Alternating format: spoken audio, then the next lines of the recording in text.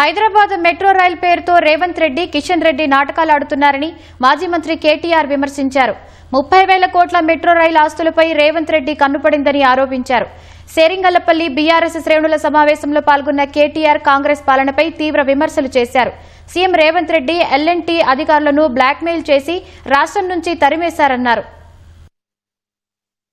లకడికా pool నుంచి పటాన్ చెరువు వరకు మెట్రో మనం ప్రతిపాదిస్తే భారతీయ జనతా పార్టీ ప్రభుత్వం వాళ్ళు ఇయ్యలే. ఎక్కడనో ఉత్తరప్రదేశ్లో చిన్న చిన్న పట్టణాలకు ఇచ్చినారు.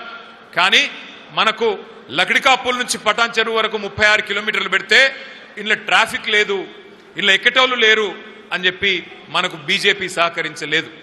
కానీ ఇవాళ డ్రామాలు ఆడుతున్నారు రేవంత్ రెడ్డి గారు, కిషన్ రెడ్డి గారు ఇద్దరు కలిసి. ఈయనేదో అడిగినట్టు, ఆయనేదో ఇచ్చినట్టు, ఏదో ఇద్దరు కలిసి ఢిల్లీలో మళ్ళీ నాటకాలు ఆడుతూ ఉన్నారు.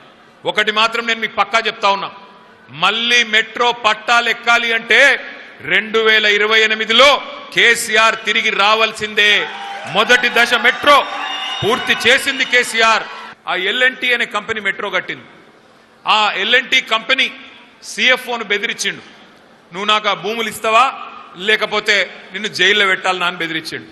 బెదిరిస్తే ఆయన పారిపోయింది ఎల్ఎన్టీ వాడు. ఇవాళ ఒక ప్రైవేట్ కంపెనీ నెత్తి మీద ఉన్న 14,000 కోట్ల అప్పు మొత్తం రాష్ట్ర ప్రజల మీద రుద్దిండు రేవంత్ రెడ్డి. ఆయన తుగ్లక్ ఆలోచన విధానం వల్ల 14,000 కోట్ల అప్పు, ఎల్ఎన్టీ కట్టాల్సిన అప్పును ఇవాళ రాష్ట్ర ప్రజల మీద రుద్ది, మనందరి మీద రుద్ది ఒక తుగ్లక్ నిర్ణయం తీసుకున్నాడు రేవంత్ రెడ్డి.